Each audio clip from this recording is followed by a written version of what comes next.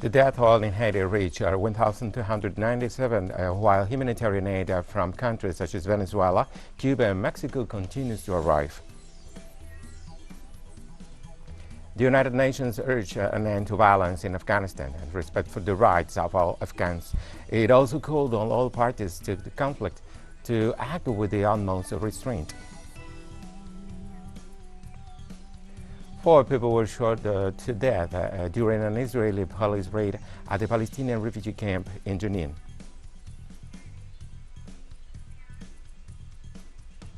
From the headquarters of teleSUR English in Havana, Cuba, this is from the South. I'm Ray Gomez. Haiti braces for tropical depression Grace, with its population facing supply shortages and medical stations oversaturated. Not only the COVID-19 pandemic has a strong impact in the midst of a prolonged sanitary crisis, also the arrival of tropical depression Grace is determined to make a mark on Latin America and the Caribbean's most impoverished nation, which still can't shake the echo of the recent magnitude and the social stirring that juvenile Moises killing caused.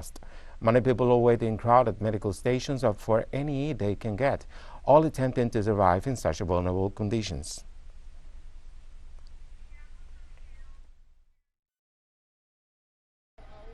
For now, the situation is complicated because we have more than 1,000 dead and we have more than 5,000 victims. Now we are making rescue efforts and we are preparing for the coming storm called Grace. This is a very good moment for the coming help because we need all the help we can get. We want to express my gratitude to the Venezuela president and the people of Venezuela for that. We are going to work together and plan how to collaborate between the two institutions of Venezuelan and Haitian civil protection. Rescue work continues following the strong earthquake that shook Haiti last Saturday. Our correspondent Daisy Toussaint brings us more information about what is happening at this moment in the Caribbean nation.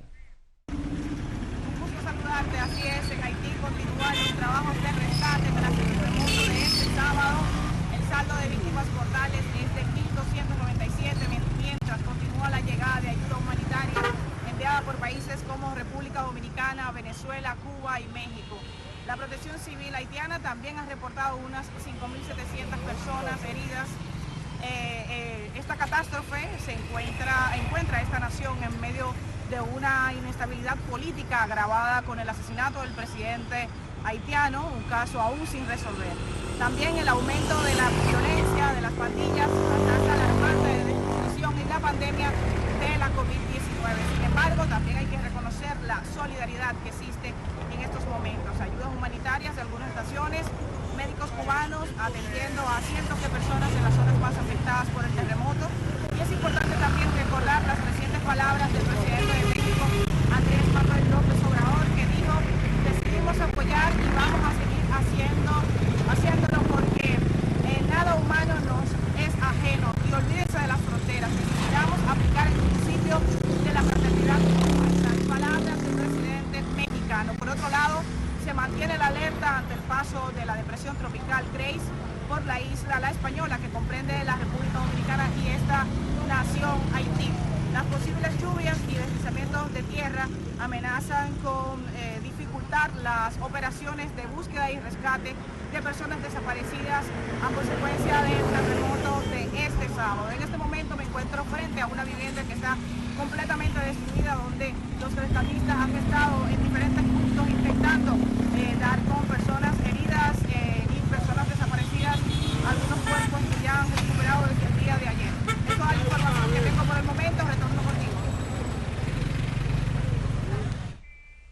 Thank you, Daisy. President Miguel Díaz-Canel reaffirmed Cuba's willingness to help the victims of the earthquake in Haiti. The head of state announced that Cuban doctors present in Haiti will provide assistance to those injured after the earthquake. Dr. Luis Orlando Olivero, coordinator of the Cuban brigade in this country, stated that the medical brigade was working in the most affected areas and hospitals, treating the people who arrived at the centers. The 253 Cuban doctors deployed in Haiti went to the earthquake zone to adapt a hospital in Port-au-Prince that has been used until now for COVID-19 patients.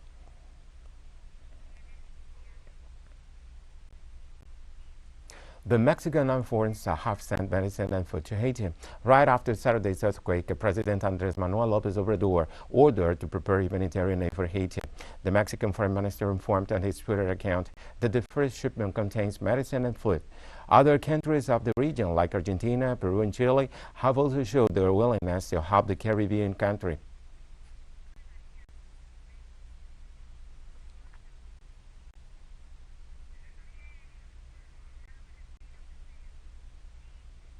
The Venezuelan government has also sent humanitarian aid to Haiti. A first shipment departed from Caracas with more than 30 tons of humanitarian aid to the Caribbean nation. The donation consisted of food supplies to help the Haitian people. The Venezuelan Interior Minister, Carmen Melendez, emphasized the government's commitment to provide all possible collaboration to help the people affected by the earthquake.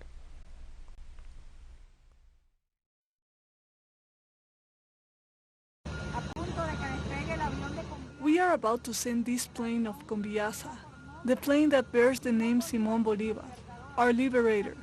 It is carrying 30 tons of humanitarian aid, supplies for the people of Haiti. These 30 tons include food, drinking water, and medicine. More than 31,000 medicines that go in this first shipment, fulfilling the intentions of our President Nicolás Maduro to bring humanitarian support as soon as possible.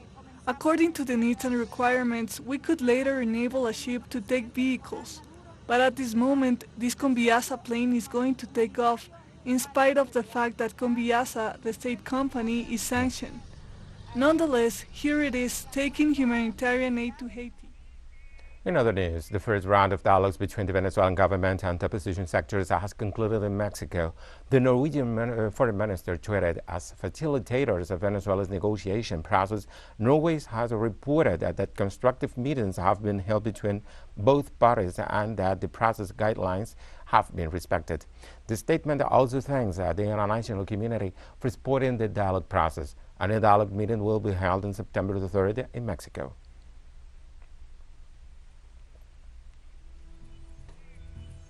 We'll be right back after this very short break.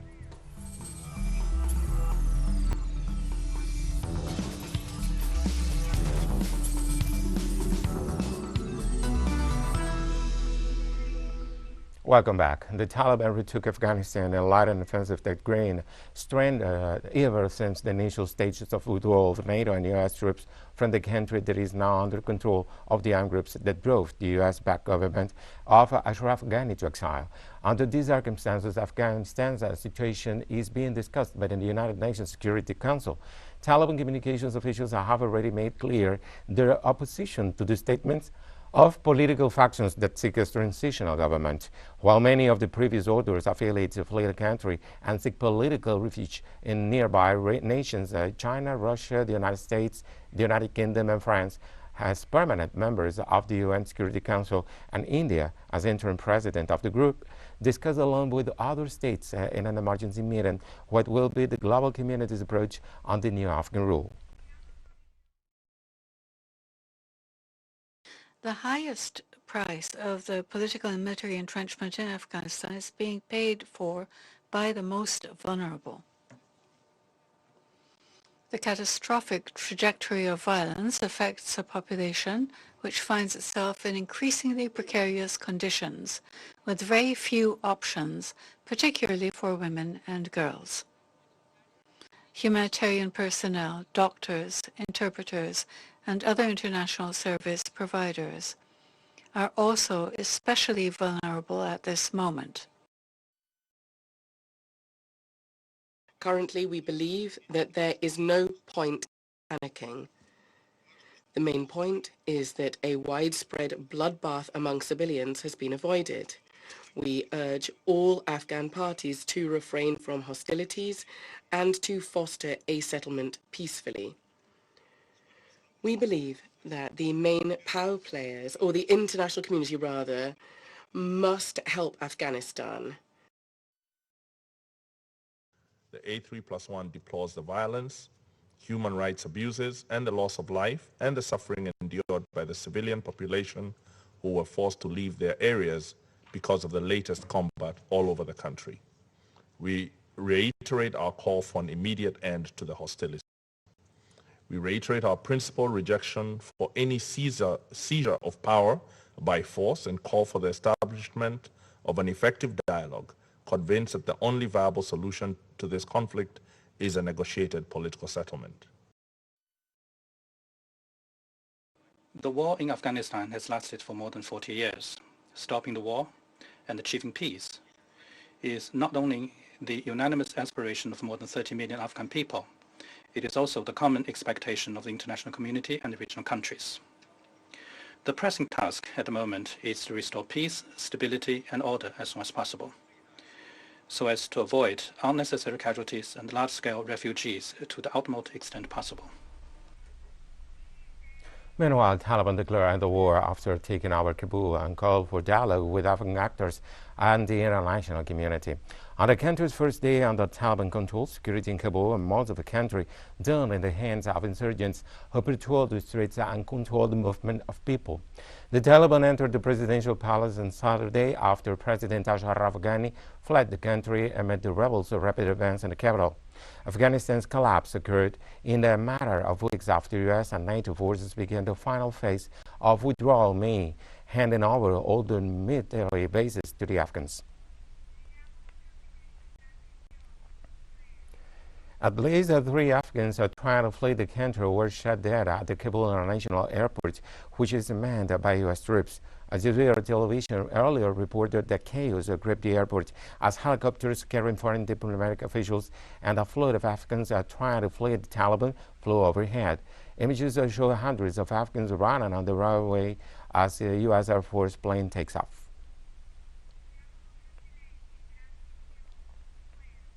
After leaving Afghanistan, the whereabouts of President Ashraf Ghani remain unknown.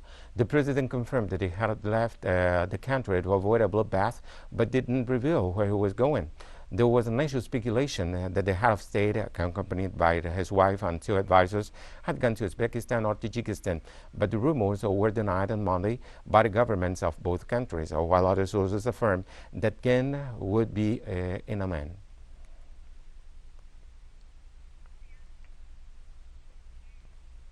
The Chinese Foreign Ministry spokeswoman said that the situation in Afghanistan had changed and Beijing respects the Afghan people's will and choice and hopes that statements made by the Taliban can be implemented to ensure a smooth transition. The Afghan Taliban has expressed several times that they hope to develop a good relations with China, expect China to participate into their rebuilding and development, and will never allow any forces to use Afghanistan's territory to harm China. We welcome that. For a long time, China has always respected Afghanistan's sovereignty, independence and territorial integrity, has not interfered into Afghanistan's internal affairs, and has always followed a friendly policy towards all Afghan people. China respects the right of the Afghan people to decide their own future into their own will. China will continue developing good neighborliness and friendly relations with Afghanistan and playing a constructive role in Afghanistan peace and reconstruction. Pakistan Prime Minister Imran Khan commented on the Taliban's takeover of Afghanistan, saying the country has just broken the chains of slavery after the stunningly swift end to its 20-year war. When you become a mental slave, then remember that mental slavery is worse than actual slavery. It is more difficult to break the chains of mental slavery. In Afghanistan, they have just broken the chains of slavery, but the chains of mental slavery do not break. You have to wear the clothes that they wear, and to adopt all their fashions because you think they are better than you. And a slave of mind can never achieve anything big. We have more stories coming up after this financial break.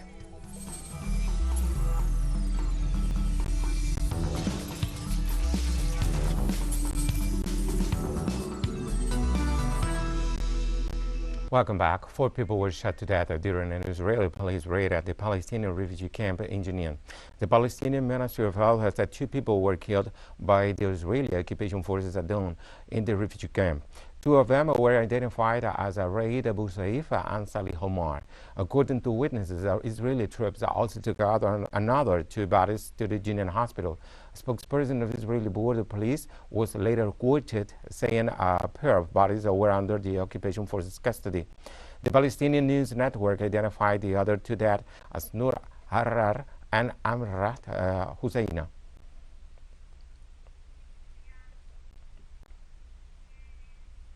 South Korea began military drills with the United States in this regard of North Korea's warnings about regional security. The United States and South Korea, will partake in annual joint military maneuvers for 9 days, with Pyongyang neighbors having stated this could be the beginning of another political crisis if there is any provocation near the border.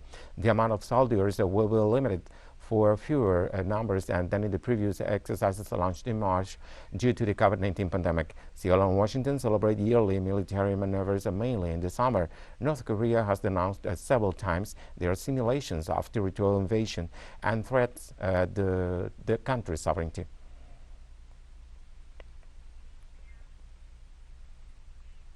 Prime Minister of Malaysia, Muhyiddin, and the members of cabinet presented their resignations to the supreme ruler of nation. Local media informed about the leave of the Prime Minister and his cabinet from office and said Muhyiddin himself presented the resignation to current supreme ruler Sultan Abdullah Depan. The biggest political party, the United Malaysian National Organization, made public their withdrawal of support of Muhyiddin, a member of the Malaysian United Indigenous Party, who was criticized for his mismanagement of the pandemic and a lack of solutions against economic troubles that hit the Southeastern Asian country. Muhyiddin argued in his goodbye speech that blood more could be done.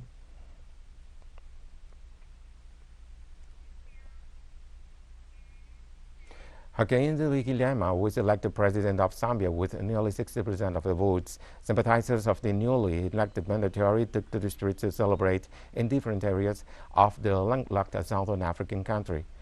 Hichilema became the 7th president in Zambia's history since the nation's independence in 1968. In the final count, Hichilema won for the United Party for National Development with 2,810,000 votes, where former President Edgar Lungu came in second with 1,814,000 ballots in his favor out of the 7 million registered voters in the August 11th elections. Hichilema will now have to face the challenges of the COVID-19 pandemic, rising youth unemployment, and the end of low on the price of copper, Zambia's main exports, which accounts for 70% of the minerals production in all Africa.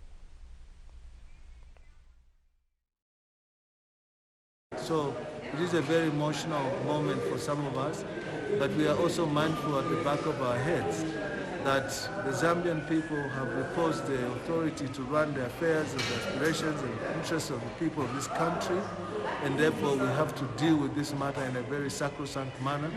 There is not supposed to be any excitement on our part because the burden is really, really heavy. We know for a fact that the economy has been damaged by the former government, and to what extent it's been damaged is something that we are yet to establish.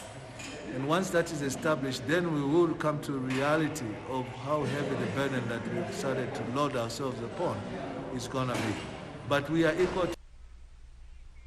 At least 21 people were killed when a bus and truck fell into a broken culvert on a road in Nigeria's northern state of Ihawa. The accident occurred on a road near Radabi village after a bus and an unregistered truck fell into a broken culvert with flood water. Official figures stated that 21 of the passengers were confirmed dead by a medical doctor after they were rushed to a local hospital, while one of the passengers survived. A spokesperson from the Iowa Police Department said that an investigation has been launched into the incident. Deadly road accidents are frequently reported in Nigeria, often caused by overloading, bad road conditions, and reckless driving.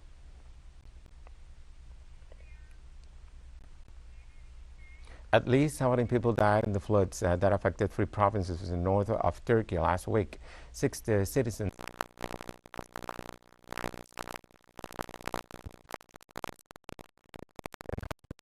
Turkish Minister of the Interior Süleyman Soylu declared that to have received over 70 missing persons claims. Meanwhile, rescue teams still sweep the affected areas. Castamano is the place of most heavily damaged point due to the largest amount of human losses. Over 2,500 people have been evacuated, while emergency brigades assess citizens who are without water and electricity since last Wednesday.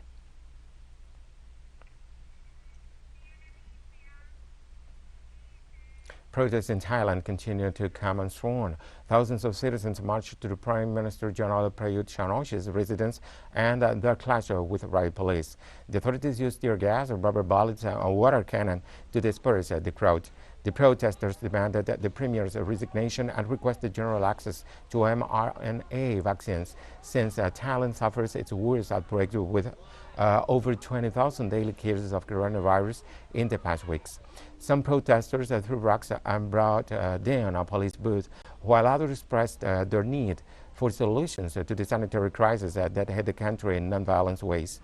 Another method that the population has resorted to is jamming avenues with their means of transportation. Many people in cars and bikes took over districts with convoys and coordinated mobilized rallies, also demanding Chan-o-cha's resignation due to the COVID-19 pandemic crisis. The riot police's representative tactics were met with firecrackers and projectiles from civilians with the most recent confrontations. We've come to the end of this news brief. You can find these and many other stories on our website at teleSUR English. And join us on social media, Facebook, Twitter, Instagram, and Telegram. For teleSUR English, I'm Ray Gomez. I thank you for watching.